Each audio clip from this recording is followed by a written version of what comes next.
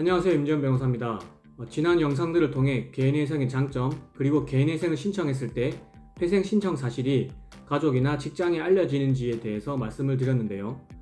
개인회생 신청자가 되는지 파악하고 신청서를 접수한 후 법원의 보존 과정을 거쳐 어렵게 개시 결정을 받았다면 작성한 변제 계획안대로 변제금을 납입하는 것이 가장 중요합니다.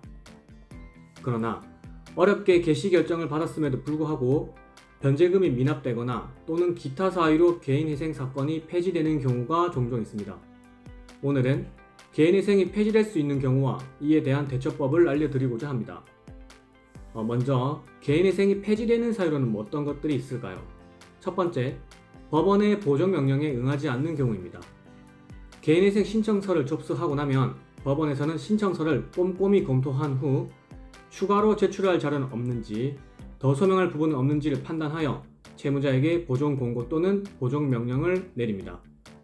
채무자는 법원의 보존 공고 또는 명령에 맞추어 소명 자료를 준비하고 보존서를 성실히 작성하여 제출해야 하는데, 만약 기한 내에 이에 응하지 않는다면 법원은 개인회생 진행 의사가 없는 것으로 보고 폐지 결정을 할 수 있습니다. 두 번째, 정당한 이유 없이 채권자 집회 기일에 참석하지 않는 경우입니다. 개인회생 개시 결정이 나오면 채권자 집회 기일이 지정되는데 형식적인 절차지만 이 집회 기일에는 채무자 본인이 꼭 참석해야 합니다. 정말 부득이한 사유로 집회 기일을 변경해야 한다면 미리 법원의 허가를 받아 집회 기일을 변경하는 것이 좋고, 특별한 사유 없이 2회 이상 불출석하면 폐지 결정이 나올 수 있다는 것을 꼭 알아두시길 바랍니다. 세 번째, 변제금을 미납한 경우입니다. 개인회생이 폐지되는 사유 중 가장 많은 비중을 차지하는 것이 아무래도 변제금 미납인데요. 개인회생 개시 결정이 나오면 변제 계획안에 따라 즉시 변제금을 납입해야 합니다. 만약 변제 계획안에 기재된 변제 시작 날짜보다 개시 결정이 늦게 나온 경우라면 개시 결정이 나온 날을 기준으로 밀린 변제금을 한 번에 납입해야 합니다.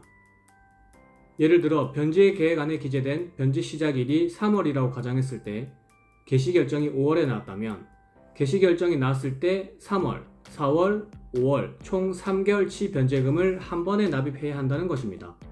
또한 인가 후 변제 계획안대로 변제금 납입을 잘 해오다가 실직, 폐업, 입원 등의 부득이한 사정이 발생하여 변제금을 납입하지 못한 경우에도 폐지될 수 있습니다.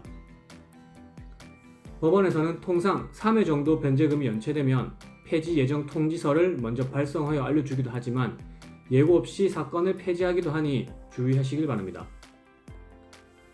이에 변제금을 납입하지 못해 개인회생이 폐지되었다면 그동안 밀린 변제금을 한 번에 납부한 후 즉시 항고를 통해 개인회생을 다시 진행할 수 있는데요. 그러나 즉시 항고를 하기 위해서는 밀린 변제금을 한 번에 납입할 수 있어야 하기 때문에 당분간 실직이나 사업장 폐업, 입원 등의 사유로 변제금을 마련하지 못할 상황이 계속될 예정이라면 상황에 따라서 즉시 항고보다는 개인회생 재신청을 하는 것이 나을 수도 있으므로 자세한 내용은 꼭 전문가의 도움을 받으실 것을 권해드립니다.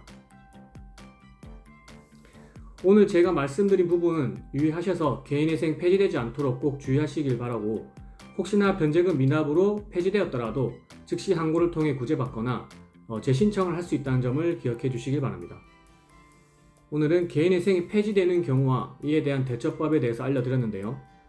오늘 영상 도움되셨다면 구독과 좋아요 부탁드리고, 추가로 궁금한 사항 있으시면 네이버 카페 율동네 검색하셔서 가입하신 후 댓글 달아주시면 되고, 지금 보고 계신 유튜브에도 댓글 달아주시면 됩니다.